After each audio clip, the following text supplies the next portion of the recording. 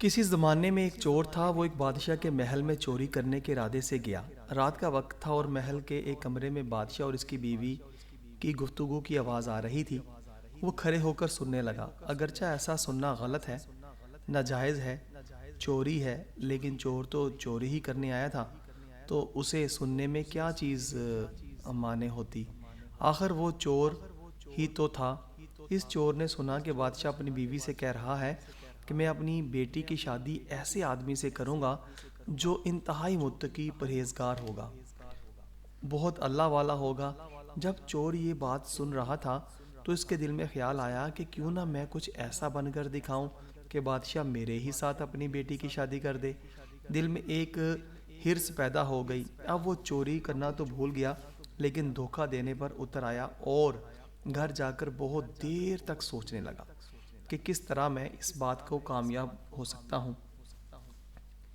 پھر ایک تدبیر اس کی سمجھ میں آئی کہ بادشاہ کے محل کے قریب ایک مسجد ہے، اس میں جا کر بزرگانہ لباس پہن کر اور ان کی وضاقت اختیار کر کے وہاں دن رات عبادت میں مشغول ہو کر بیٹھ جاؤں تو شاید یہ بات بادشاہ تک ضرور پہنچے گی کہ کوئی ایسا آدمی، ایسا متقی پرہیزگار یہاں پر آیا ہے جو دن رات اللہ کی عبادت میں مصروف رہتا ہے، تو ہو سکتا ہے کہ بادشاہ کی نگاہ میرے اوپر پڑ جائے اور میں شہزادی سے شادی کے لیے چن لیا جاؤں۔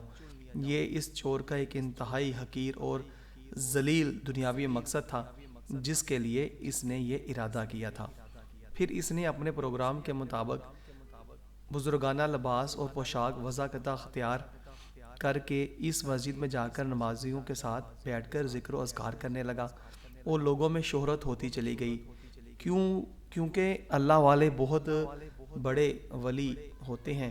جب اس کا اس حوالے سے چرچا ہوا کہ وہ دن رات عبادت کرتے ہیں، یہاں تک کہ یہ بات بادشاہ تک پہنچ گئی کہ یہاں کوئی اللہ والے آ کر بیٹھے ہیں، جوان ہیں، زہد و تقوی، عبادت اور پرہیزگاری میں لاجواب ہیں۔ جب بادشاہ کو اس بات کا علم ہوا تو انہوں نے اپنے ارادے کے مطابق غور و فکر شروع کر دیا کہ شہزادی کے متعلق جو سوچا تھا اس کے لیے اس کا انتخاب کیوں نہ کر لیا جائے۔ بادشاہ نے اس سلسلے میں گفتگو کے لیے اپنے وزیر کو بھیجا۔ وزیر اس شخص کے پاس مسجد پہنچا اور باادب ہو کر اس سے کہا کہ میں آپ کی خدمت عالیہ میں بادشاہ کی طرف سے پیغام لے کر آیا ہوں۔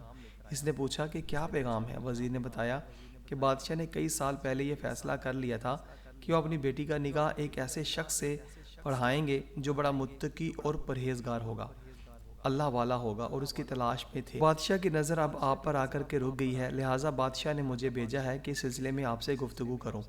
یہ شخص جو دراصل اسی تمنا اور لالچ میں یہاں کر بیٹھا تھا بہت دیر تک وزیر کی گفتگو سنتا رہا۔ اس کے بعد اس کی آنکھوں سے آنسو جاری ہو گئے۔ وزیر نے پوچھا کہ کیا بات ہے؟ تو کہنے لگا کہ آج جو پیغام لے کر آپ آئے ہیں یہ پیغام مجھے منظور نہیں۔ وزیر نے کہا کیوں منظور نہیں؟ اس شخص نے کہا کہ دیکھیے میں صاف صاف بات آپ کو بتاتا ہوں کہ میں اصل میں ایک چور تھا اور ایک مرتبہ بادشاہ کے محل میں چوری کے ارادے سے گیا تھا۔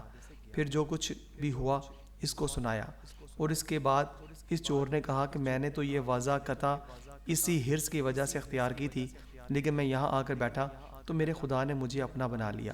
اب میں اس کے بعد مجھے کسی کی ضرورت نہیں، میرے لیے اللہ تعالیٰ کافی ہے۔ بے شک جب عبادت سچے معنوں میں عبادت ہو جائے، نماز ہو جائے، ذکر ہو جائے اور ہماری دیگر عبادتیں واقعی ہی سچے دل کے ساتھ، یقین کے ساتھ عبادتیں ہو جائیں تو بے شک یہ ساری نمازیں اور عبادتیں انسان کو برائیوں سے روک دیتی ہے۔ جی تو ساتھیو، دیکھا آپ نے، جب بندہ سچی لگن کے ساتھ کسی چیز کو حاصل کرنے کے لیے تگودو کرتا ہے تو اللہ تبارک تعالیٰ بھی اس کا ساتھ دیتا ہے۔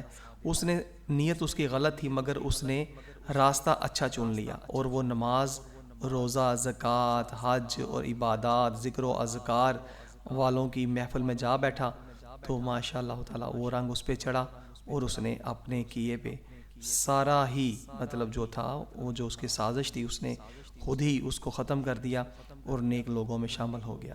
تو اللہ تعالیٰ سے دعا ہے کہ ہم بھی نیک لوگوں کی سنگت اختیار کریں، اپنے بچوں کو نیک صحبت میں بٹھائیں تاکہ وہ بھی اپنی اور اپنے آنے والی نسلوں کو تعلیمات اسلامیہ کے نور سے روشن کریں۔ اللہ تعالیٰ ہمیں سمجھنے کی اور سمجھ کر عمل کرنے کی توفیق عطا فرمائے۔ اجازت دیجیے، السلام علیکم ورحمۃ اللہ وبرکاتہ۔ ساتھیو سبسکرائب، شیئر اور لائک ضرور کیجیے گا۔ جزاک اللہ خیر۔